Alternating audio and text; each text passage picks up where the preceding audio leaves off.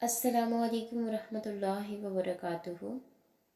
میں اپنے چچا زاد کی بچپن کی مغیتر تھی۔ بزرگوں کے بیچ ہمارے بچپن سے بات ہوئی تھی کہ جب ہم بڑے ہوں گے تو ایک دوسرے کے شریک زندگی بنیں گے۔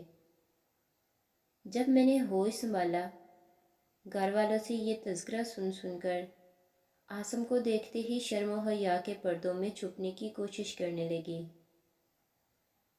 ہمارے چچا کا اور ہمارا ایک ہی آنگن اور گھر تھا، مگر جب دونوں گھرانوں میں بچوں کی تعداد بڑھی تو ان میں دینگا مچتی رہنے لگی۔ تبھی والد اور چچا نے عافیہ جانی کے بیچ میں دیوار اٹھا کر ایک کے دو گھر کر لیے جائیں۔ یوں میرے اور عاصم کے درمیان جو دیوار حائل کی گئی وہ اینٹوں کی ہی بنی ہوئی تھی۔ دوری اگرچہ ذرا سی تھی، مگر میں نے تو اپنے چچا زاد کو بچپن سے اپنے خوابوں میں بسا لیا تھا۔ دیوار اب ہمیں کو ہمالیہ جیسی لگتی تھی۔ بہانے بہانے سے چچا کے گھر جاتی چچی سب کے سامنے کہہ دیتی، لو بھئی آ گئی ہے میری بہو۔ اچھا تو امی ابھی سے اس کو بہو کہنے لگی ہو؟ عاصم مجھے چھیڑنے کے لیے کن اکھیوں سے دیکھنے لگتا۔ جب بھی علینہ آتی ہے امی آپ ایسے ہی کہتی ہو، کام جو کروانا ہوتا ہے آپ کو اس بیچاری سے۔ ہاں یہ میری بہو ہی تو ہے، یہی تو اس گھر کی مالک ہے، اب کام کر رہی ہے تو کیا ہوا، اس کا اپنا ہی گھر ہے نا۔ چچی کی باتیں جب میں یہ اپنے دل کے کانوں سے سنتی تو بہت زیادہ شرما جاتی۔ تب عاصم پاس سے گزرتے ہوئے ہولے سے کہتا، تمہاری انہی اداؤں نے اور بھی دیوانہ بنا دیا ہے۔ میں نظریں اٹھا کر اسے گھورتی، چپ رہو چچی سن لیں گی۔ کوئی سنے یا نہ سنے آدھی دنیا کو تو پتہ ہے کہ تم میری ہو، اور یہ شہرت میری اماں کی ہی زبان کی وجہ سے ہوئی ہے۔ یہ کہہ کر وہ چلتا بنا اور میں دیوار کو گھورتی رہ جاتی کہ جس کی وجہ سے ہمارا ایک آنگن دو ٹکڑوں میں بٹ گیا تھا، مگر اس دیوار نے ہمارا پیار بڑھا دیا۔ عاصم کی تعلیم کا آخری سال آن پہنچا۔ والد اور چچا میں صلاح مشورے ہونے لگے کہ علینہ اور عاصم کی شادی امتحان کے بعد کر دی جائے تاکہ فریضہ ادا ہو۔ ہم دونوں بھی تو پل پل گن رہے تھے کہ کب ایک مضبوط بندھن میں بندھ جائیں اور یہ دوریاں ختم ہوں۔ ہمارے گھروں کی چھت تبھی ایک ہی تھی، مگر سیڑھیاں دونوں جانب تھی۔ باقی سارے لوگ صحن میں سوتے تھے، لیکن عاصم چھت پر ہوتا تھا، وہاں پڑھتا رہتا تھا۔ امتحان جو سر پہ تھے۔ امتحان ختم ہوئے تو عاصم نے موقع پا کر ایک دن میرے پاس سے گزرتے ہوئے کہا، آج رات چھت پر آ جانا، میں انتظار کروں گا۔ جب سب سو گئے تو میں نے پاؤں سے چپل اتاری اور ننگے پاؤں سیڑھیوں کی طرف گئی۔ آسمان پر پورا چاند چمک رہا تھا اور چاندنی چاروں طرف پھیلی ہوئی تھی۔ دبے قدموں چھت پر پہنچی، اسے منتظر پایا۔ وہ رات باتوں میں ہی بیت گئی، کیونکہ دیوار اٹھائے جانے کے دن سے آج پہلی بار اس طرح ملے تھے کہ ہم ہی ہم تھے اور کوئی دوسرا ہمارے درمیان موجود نہ تھا۔ وقت گزرنے کے احساس بھی نہ ہوا، یہاں تک کہ صبح کے آثار نمودار ہو گئے۔ تبھی آسان ہونے سے پہلے میں نیچے اتر گئی، ایک اور ملاقات کا وعدہ کر کے۔ ان ملاقاتوں میں کبھی ایسا نہ ہوا کہ ہم نے کچھ غلط سوچا ہو۔ عاصم کے دل میں میری عزت کو گھٹانے کا کوئی ارادہ نہ تھا، کیونکہ میں ہی اس کی عزت اور ایمانت تھی۔ وہ اپنی ایمانت میں خیانت کا سوچ بھی نہیں سکتا تھا۔ ہماری شادی کو اب ویسے بھی تھوڑے ہی دن رہ گئے تھے۔ انہی دنوں کے جب ہماری شادی کی تیاریاں شروع ہونے لگی، دادا جان کی طبیعت خراب ہو گئی اور ایک ماہ شدید علیل رہ کر وہ وفات پا گئے۔ شادی کچھ دنوں کے لیے ملتوی ہو گئی۔ دادا جان کی زرعی زمین کافی تھی، ان کا چہلم ہوتے ہی ایک پٹواری چچا جان کے پاس آیا اور ان کو بتایا کہ پٹواری کھاتے میں آپ کے ساتھ ناانصافی ہوئی ہے، وراثت میں کھاتہ بندی پر چڑھانے سے پہلے اپنے بڑے بھائی سے بات کر لیں، کیونکہ آپ دونوں بھائی بھائی ہیں، کیونکہ آپ کے والد کی زمین کا زیادہ حصہ آپ کے بڑے بھائی کے نام کسی کو بتائے بنا ہو چکا ہے، جبکہ آدھی زمین کے مالک آپ بھی ہیں۔ زمین کے انتقال سے پہلے اپنی تسلی کر لیں، ورنہ بعد میں کچھ نہیں ہوگا۔ چچا نے بابا سے اس معاملے میں بات کی تو بابا نے کہا کہ یہ والد صاحب خود کر کے گئے ہوں گے، مجھے اس بات کا علم نہیں۔ تو اب ہم انصاف سے اس زمین کا آدھا آدھا بٹوارا کر لیتے ہیں، ابھی انتقال نہیں ہوا ہے۔ انصاف ہو سکتا ہے، چچا کہنے لگے۔ تمام جائیداد میں ہم دونوں ہی برابر کے حصہ دار ہیں نا۔ انصاف کا تقاضا یہی ہے کہ اس بات کو درست کر لیا جائے۔ مالک آپ بنتے ہوں گے، لیکن والد نے سوچ سمجھ کر ہی ایسا کیا تھا نا۔ ناانصافی میں نے تو نہیں کی تمہارے ساتھ، لیکن بڑے بھائی ہیں نا، تو یہ ناانصافی ہی ہے نا۔ اب ہم اس معاملے کو صحیح کر لیتے ہیں۔ صحیح کرنے کی بات کون سی ہوئی بھائی؟ والد نے شاید میرے بچوں کی تعداد کے حساب سے مجھے زیادہ زمین دی ہوگی۔ دیکھو نا، تمہارے 3 بچے ہیں جبکہ میرے 6۔ تمہارا ان میں ایک بیٹا ہے جبکہ میرے حصے کی زمین میرے 5 بیٹوں میں بٹے گی، تو ہر ایک کے حصے میں کیا آئے گا؟ تو اس لیے والد صاحب نے سوچ سمجھ کر بٹوارا کیا ہوگا۔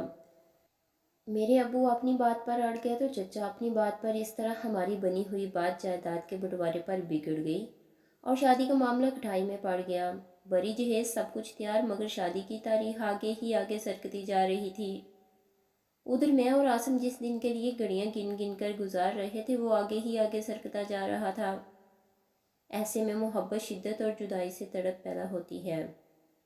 اب چھت پر سونے کا موسم نہیں تھا، پھر بھی عاصم چھت پر کمبل لے کر سوتا کہ شاید میں کسی دن اوپر آ جاؤں، مگر میں کافی دنوں سے اوپر نہ جا سکی۔ ادھر زمین کے تنازع نے سنگین صورتحال اختیار کر لی، اور پھر ایک دن ایسا آیا کہ چچا جان نے شور ڈال دیا، بلکہ آسمان سر پہ اٹھا لیا کہ میں باقی کا وہ آدھا حصہ بھی لے کر رہوں گا جو میرے نام بابا نہیں کر کے گیا۔ ہماری شادی کی تاریخ دری رہ گئی اور دونوں گھرانوں میں بات چیت بند ہو گئی، بلکہ مقدمہ بازی کا خطرہ منڈلانے لگا۔ میری اور عاصم کی بری حالت تھی۔ جس روز بہت زیادہ جھگڑا ہوا، اس رات مجھ سے نہ رہا گیا اور میں چھت پر گئی۔ ہم بہت پریشان بیٹھے تھے۔ میں نے کہا، عاصم، اگر چچا جان اور بابا جان میں صلح نہ ہوئی تو ہمارا کیا بنے گا؟ ایسا نہ ہو کہ زمین کے اس تنازع میں ہم ہمیشہ کے لیے جدا ہو جائیں۔ اگر ایسا ہوا تو میں زندہ نہ رہ پاؤں گی۔ عاصم بے حد پریشان تھا۔ اس نے مجھے تسلی دی کہ کچھ بھی ہو جائے ہم ایک ہو کر رہیں گے۔ اس کی باتوں سے مجھے تسلی ہوئی اور میرے آنسو تھم گئے۔ اس نے میرا آنسوؤں سے بھیگا چہرہ اپنے ہاتھوں سے صاف کیا اور پہلی بار جدائی کے اندیشوں سے ہم اندر سے کمزور پڑ گئے۔ میں نے اس کے کندھے پر سر رکھ دیا اور اس نے اپنے ہاتھوں کو میرے ہونٹوں پر لگا لیا۔ آج کی اس عجیب حالت نے ہمیں اندر سے ہلا ڈالا تھا۔ شاید کہ اس قرب کا داغ ہمارے ماتھے پر لگنا تھا۔ چاندنی رات کے سحر میں ہم نے خود کو ان کمزور لمحات کے سپرد کر دیا۔ کچھ لوگ عمر بھر گناہ کرتے رہتے ہیں اور ہاتھ نہیں آتے، اور کچھ ہم سے بد نصیب ہوتے ہیں جو ایک بار کی غلطی میں در لیے جاتے ہیں۔ راتوں ہم جذبات میں بہہ گئے، لیکن بعد کی پریشانی نے ہماری نیندیں اڑا دی۔ ادھر چچا اور بابا کا تنازع شدت اختیار کرتا گیا، یہاں تک کہ ایک دوسرے کو دیکھنے کے لیے تیار نہ تھے۔ انہوں نے آپس میں بولنا بند کر دیا۔ جس قدر میں ان دنوں پریشان تھی کبھی نہ ہوئی تھی۔ سمجھ میں نہ آتا تھا کیا کروں۔ کبھی موقع مل جاتا چھت پر چلی جاتی، مگر رونے کے سوا عاصم سے کوئی بات نہ کرتی۔ کچھ ماہ بعد مجھے اپنی طبیعت میں تبدیلی محسوس ہونے لگی۔ میں بہت زیادہ گھبرا گئی کہ اب کیا ہوگا۔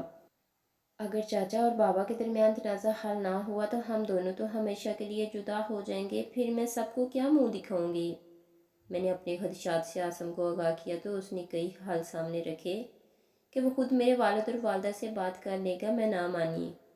اس نے کہا، میں اپنا حصہ تایا ابو کو لکھ دوں گا۔ مجھے یہ ممکن نہ لگا کہ چچا تو اور بگڑ جائیں گے۔ میں رو رو کر دعائیں مانگتی کہ اللہ کوئی معجزہ دکھا دے۔ بالآخر اللہ نے ہماری دعائیں سن لی اور بابا جان اور چچا جان میں سمجھوتا ہو گیا۔ بات مقدمے بازی تک نہ گئی۔ میرے بابا آدھی زمین چھوٹے بھائی کو دینے پر راضی ہو گئے اور پھر دونوں بھائی گلے ملے۔ اسی تنازع میں سب سے زیادہ خسارہ ہم دونوں کا ہوا۔ ہماری شادی 2 بار ٹلی اور جدائی کے خطرات نے ہماری روح کے لہلہاتے چمن اجاڑ کر رکھ دیے۔ سب سے زیادہ مجھے اپنی بدنامی کا خطرہ تھا، کیونکہ عاصم میرے حاملہ ہونے کی وجہ سے یہ سوچنے لگا تھا کہ مجھے گھر سے بھگا لے جائے گا۔ شادی کی تاریخ 1 ماہ بعد رکھ دی گئی، جبکہ میرا ایک ایک دن انتظار کا 1 صدی کے برابر تھا۔ بہرحال بابا راضی ہو گئے کہ ابھی نکاح کر دیتے ہیں، مگر رخصتی فصل اترنے کے بعد ہی کریں گے۔ گویا کہ تیسری بار بھی شادی 6 ماہ آگے ہو گئی۔ اب اس کے سوا چارہ نہ تھے کہ بدنامی کے جہنم میں گر جانے سے پہلے عاصم اپنی شادی کا خود ہی انتظام کر لے۔ اور اس نے پھر وہ کیا کہ سبھی نے اپنے دانتوں تلے انگلیاں دبا لی۔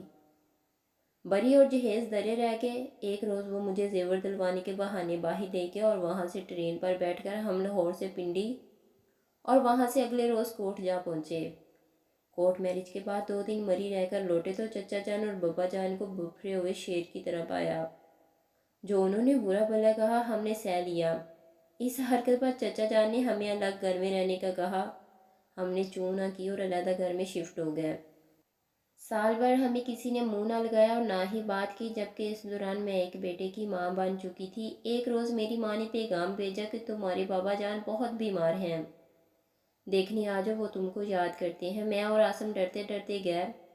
اس وقت ہمارا بیٹا آسم کی گود میں تھا۔ بہرحال ہم دونوں نے ان کے قدموں کو چوم کر معافی مانگی۔ بزرگوں کا دل بڑا ہوتا ہے، انہوں نے معاف کر دیا تو والدہ نے چاچا اور چاچی کو بھی منا لیا کہ ابو شدید بیمار تھے، اس لیے ہر کوئی انہی کا خیال کر رہا تھا۔ گھر آ کر میں نے اپنے ابو کے لیے دل سے دعائیں مانگی، اللہ تعالیٰ نے میری دعائیں سن لی۔ آہستہ آہستہ میرے ابو تندرست ہو گئے، تاہم ان کی بیماری نے ہمارے روٹھے ہوئے والدین کو ہم سے ملوا دیا۔ ہمارے بیٹے کو امی، ابو، چاچی سب نے اپنی گود میں اٹھا کر پیار کیا اور بہت ساری دعائیں دی۔ شاید انہیں ہماری کورٹ میرج کی وجہ سمجھ آ گئی، والدین نے تو ہمیں معاف کر دیا تھا، اب اللہ سے بھی دعا ہے کہ ہمارا اللہ بھی ہمیں معاف کر دے گا، کیونکہ وہ ذات جو 70 ماؤں سے بھی زیادہ پیار کرنے والی ہے اور وہ دلوں کے احوال خوب جانتی ہے۔ آخر میں دوستوں، میں آپ سب کو یہی کہنا چاہوں گا کہ مگیتر ہونے کے باوجود کوئی بھی خود کو کمزور لمحات کے سپرد کرنے کی کبھی غلطی نہ کریں، کیونکہ انسان نہیں جانتا کہ اللہ نے نصیب میں ملنا لکھا بھی ہے یا نہیں۔ یہ نہ ہو کہ جذبات میں بہہ کر آپ اپنی زندگی کو داغدار کر کے جہنم میں جونگ دیں۔ میری یہی دعا ہے کہ والدین کی رضا سے ہی بیٹی اپنے گھر سے رخصت ہو، ورنہ بعد کی پریشانی جان لیوا ہوتی ہے۔